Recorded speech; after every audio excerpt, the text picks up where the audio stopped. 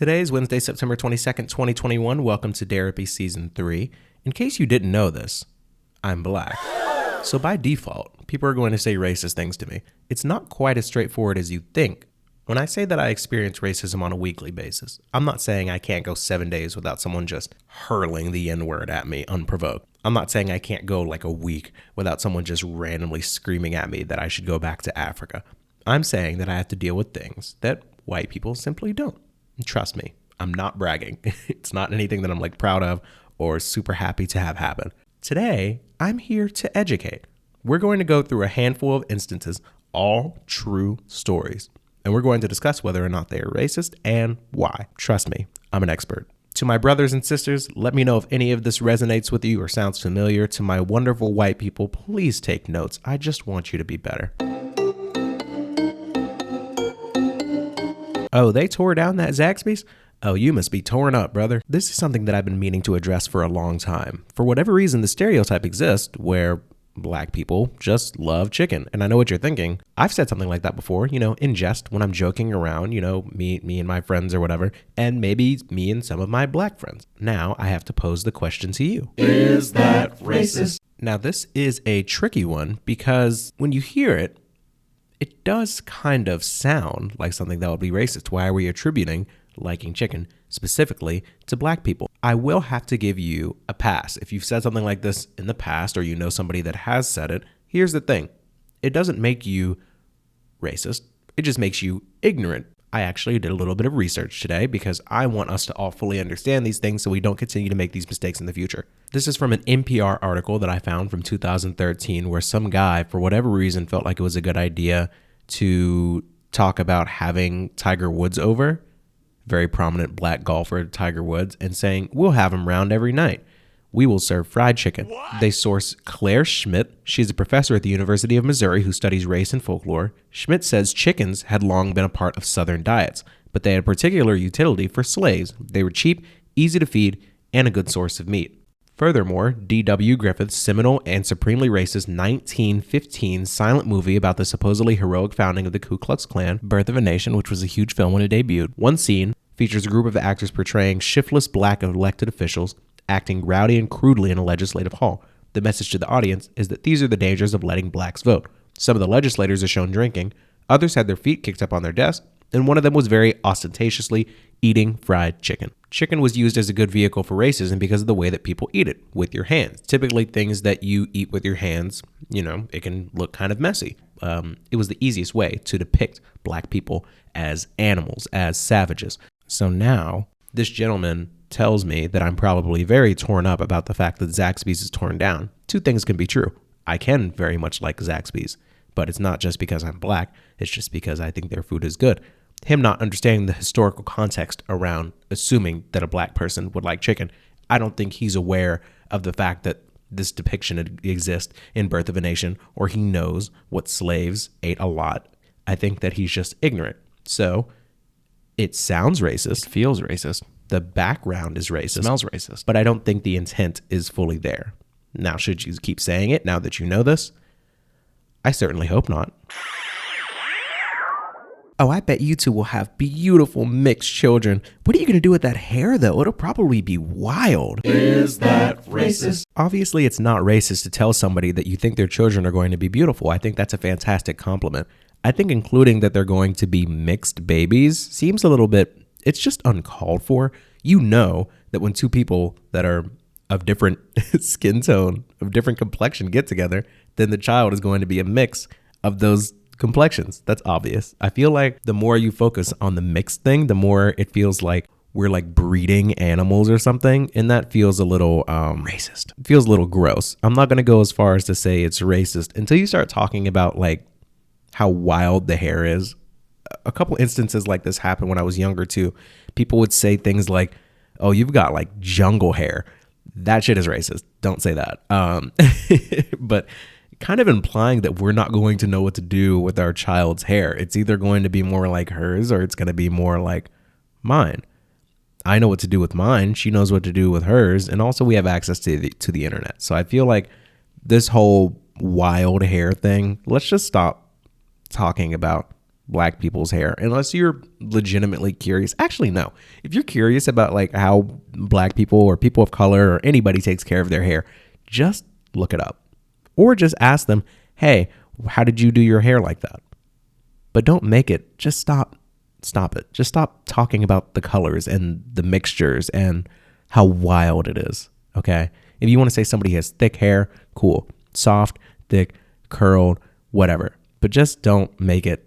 Don't use any adjectives to describe somebody's hair that could very easily be used in the context of like an animal. It's not wild. It's a baby. Yeah, I can totally understand why you wouldn't want to wear a mask, especially like driving down the street. If the police see a black guy with a mask driving down the street in a black car, they won't know what to do. I don't blame you. Take it off. Here's the problem. I guess this situation really needs some context. So I was giving a ride to somebody via Lyft, my job. She was actually a nurse. I was giving her a ride to the hospital. We were just having a conversation, about the pandemic, as you do. And we were discussing the mask. And she, completely unprovoked, this is my problem. I feel like things typically come off a lot more racist when you start to bring things up that show what's on your mind. It's not a conversation that we're kind of already having. If we were previously already discussing police's general bias towards black people, then I would understand. We're just talking about masks. That's it. Like, if there was any more context that I could provide to this conversation, I promise I would add it. This isn't like the most rude and cruel instance of subtle racism, but to imply that me literally just driving down the street with a mask on is going to be a threat to a police officer, it just doesn't make any sense. A nice counter argument, something that I'd actually like to believe myself, is that this woman is very, very familiar with the black plight. She's very up to date on police brutality and all the news on that. And she is just trying to sound sympathetic towards what my people are dealing with. But I just didn't ask. Like, it's okay for you to say that a black man driving down the street with a mask on would be a threat to a police officer. In a sense, you're kind of saying that you would also view it as a threat because it's not something that we were talking about. There was no reason for you to bring that up. I just like to consider this, and I think about this all the time when I'm editing the podcast. Is what I'm saying right here going to add value to the overall conversation we're having? I can only imagine that if she asked herself that question before she decided to tell me that a black man wearing a mask might be a threat to a police officer, I want to believe in her mind she was thinking, oh, if I say this, then he's really going to believe that I'm on his side. Like, I get it. And you know what? The opposite happened. If you want to have a conversation with a black person about what it's like to deal with the police and what it's like to be discriminated against, make it clear that you want to have that conversation. Or maybe pose it as a question. Ask them, do you feel like as a black person when you're driving down the street with a mask on, do you feel like people might see you as a threat? Now, it might sound like a silly question, but at least you're asking it instead of just telling me that I'm in danger. So, of course, we have to ask the question, Is that racist? I'm leaning more towards yes, that is racist, to just assume that I'm going to have problems like that without me giving you any inclination. I don't think you're more familiar with these interactions than I am as the person that it literally happens to. As far as I'm concerned, I've never seen or heard of a black person being discriminated against because they were wearing a mask, especially in the middle of a pandemic. Actually, you know what? It is racist. Shut up.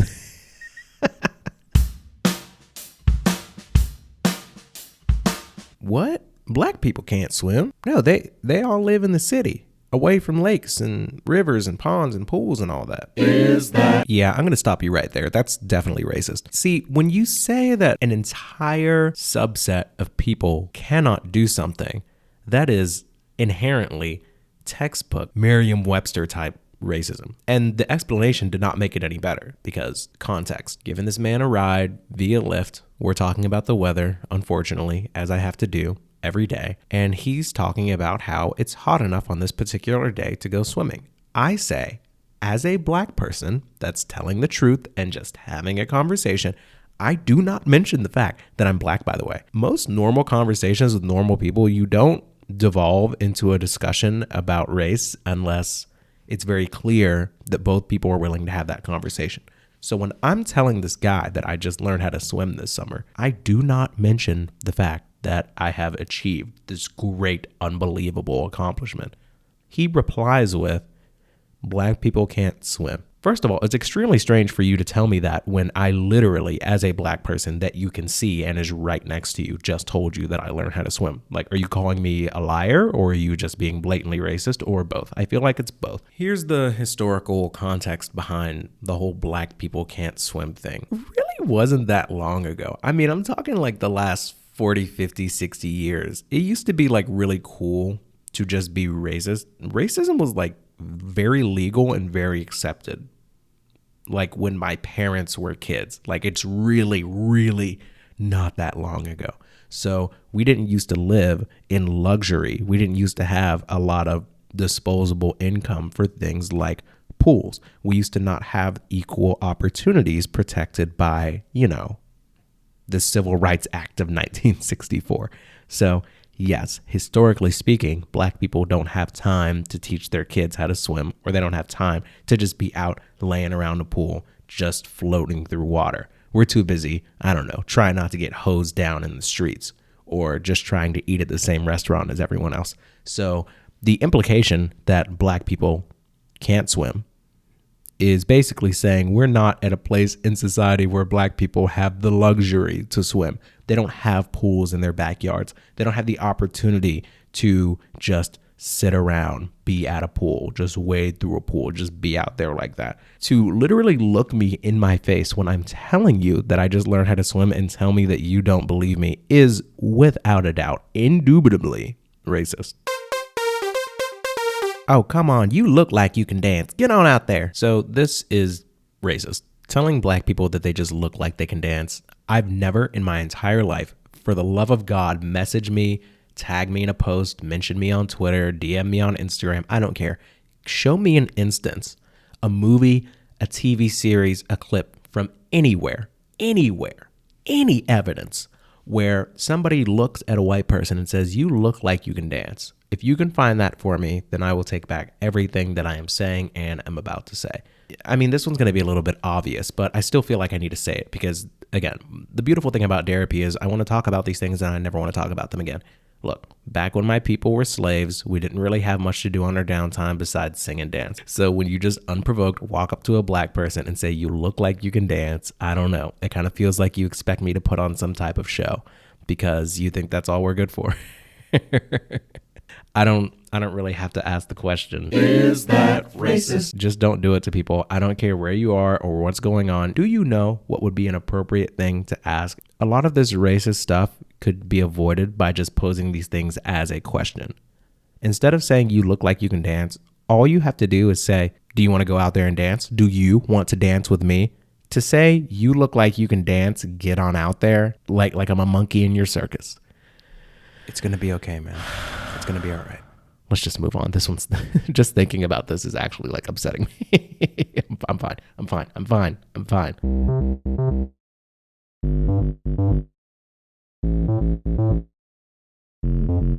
This is your last warning. It is now 2021, and if you're still telling certain black people that they talk white, then you're pretty much a racist. I'm just being honest with you. As long as we still have white people in the world telling black people that they talk white, we're literally not equal. You're saying that we're not equal people.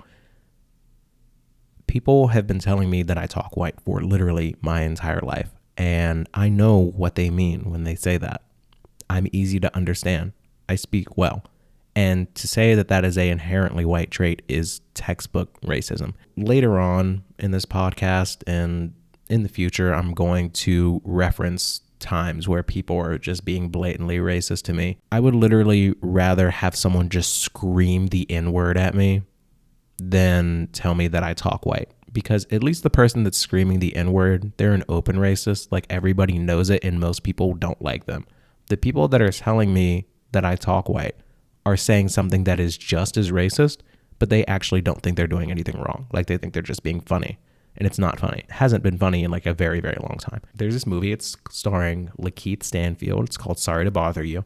And he talks about making his way up the corporate ladder by using what he calls his white voice. It's a joke. It's a commentary. And it's a black person doing it because like he gets it. You telling me upon meeting me that I sound like a white guy on the phone or I sound like a white guy when I'm talking to you for the first time ever. That is racist. You're not trying to provide any type of social commentary. You're just saying that I speak well for a black person, which is just wrong. This is your last warning. I want to let you know right now, if you're listening to this, and if you've ever said this before, if you've ever said that a black person talks white, I forgive you. Maybe you didn't know. Maybe you didn't understand how we feel. But I promise you, I will bet everything that I own that there is not a single black person that you know that has ever heard someone tell them you talk white and thought, wow, thank you. What a kind compliment. I appreciate that. No one thinks that. No one likes it. It just needs to stop. If you have people in your life that are still saying things like this, just very politely tell them, maybe not in front of everyone. You don't have to scold them. Just, whenever you get the time, say, hey, I know at least one black person that would hate that you said that. And actually, I'm going to do something that I pretty much never, ever do. I'm going to speak for all black people and say literally none of us like it. Pretty much all of us think it's racist. Because it is.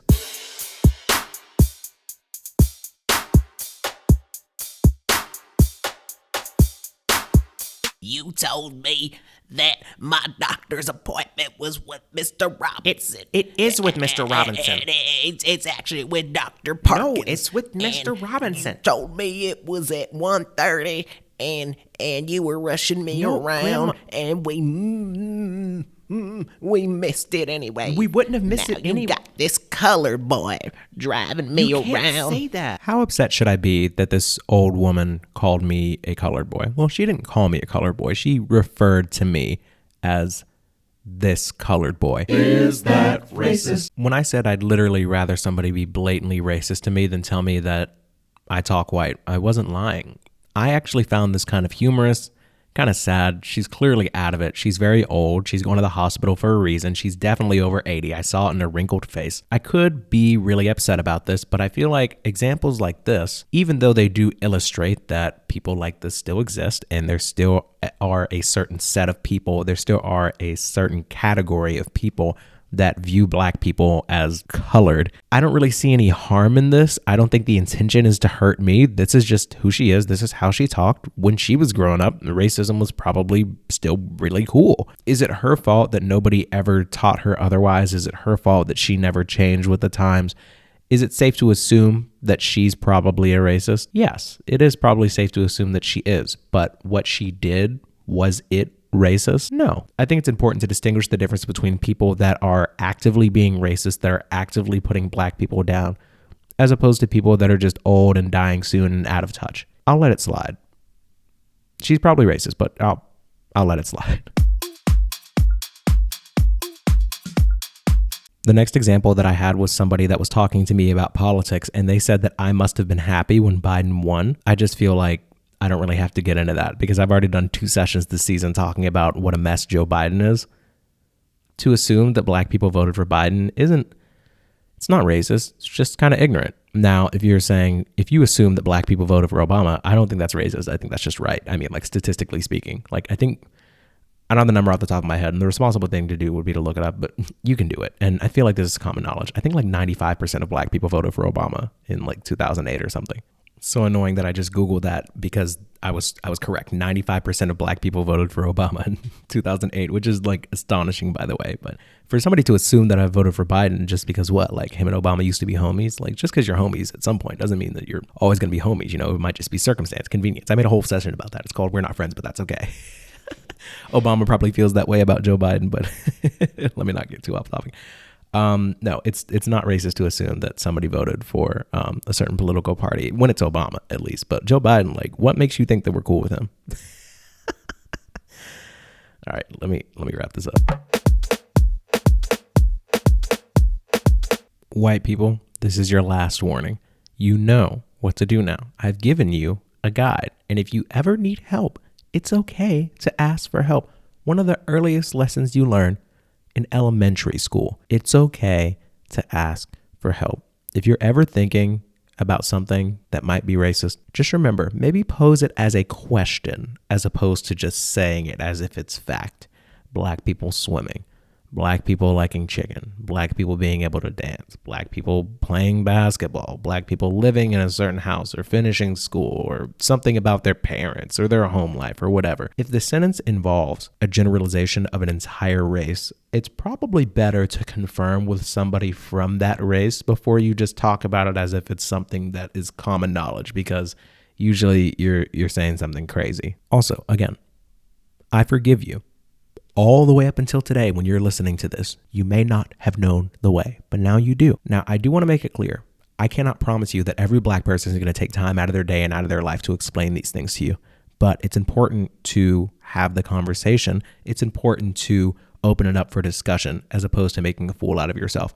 I'd much rather somebody ask me a very, very silly question than to say something that is very, very silly that is almost certainly going to offend me. Just be better. To my black people, hey, if the next time a white person says something that's like super out of pocket, all I want you to do, look right into their face, directly into their eyes. I want you to say whatever they said to you right back to them, but just pose it as a question. You talk white. I talk white. Make them explain themselves. I want them to understand what it feels like to be posed with something that's so ludicrous.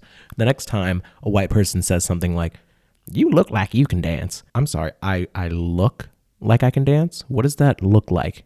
Exactly. I'll never forget. It was one of my favorite moments from my childhood. Like back when I used to be on Facebook all the time, I saw this girl post this status and she said, I'm so tired of girls at my school trying to talk black. And I literally just commented on her status and said, what exactly do you mean by talk black? And she just deleted the status. It's literally as simple as that. And we never even had to talk about it. As soon as the pressure is put on them, as soon as they realize how ridiculous it sounds to hear somebody else say it, they should usually realize the error of their ways. So I hope this was helpful. I love you. I mean it. And I'll see you in a couple days. Thank you so much for listening to this session of Derapy made possible by Anchor. We are now available on Spotify and Apple Podcasts. New sessions every Monday, Wednesday, and Friday. Intro beat is by Cosmic. Outro beat is by Ricey K. This guy isn't even really a rapper. I really hope he doesn't start. Coming for the throne, King Joffrey. Yeah, they mad, but they won't stop me. Whoa, I've been going hard like Ronnie, but I'm not here to tear the house up. No, but no, I've been through it. No, I didn't lose it. I just been grinding like off the mic, like on my own. Just been in the booth like Superman before a fight. Now I got the juices tasting right. No, I spit the truth, I keep it tight. How hard is he working? Hard enough to make Gordon Ramsay cry. Unbelievable. One simple request, and you make a big fucking song and dance about it. I am the chosen, I am not going. I got plenty that I plan to do. This boy is clutch, he ain't choking. Success, it's not random, dude. Better catch the flight with us, because it is leaving soon. Afghan vibes, once we leave you dead as season 2. It's season 3. R.I.P. Killed the beat, and it's easy. Somebody check on Breezy. Everything better when it's cheesy, except like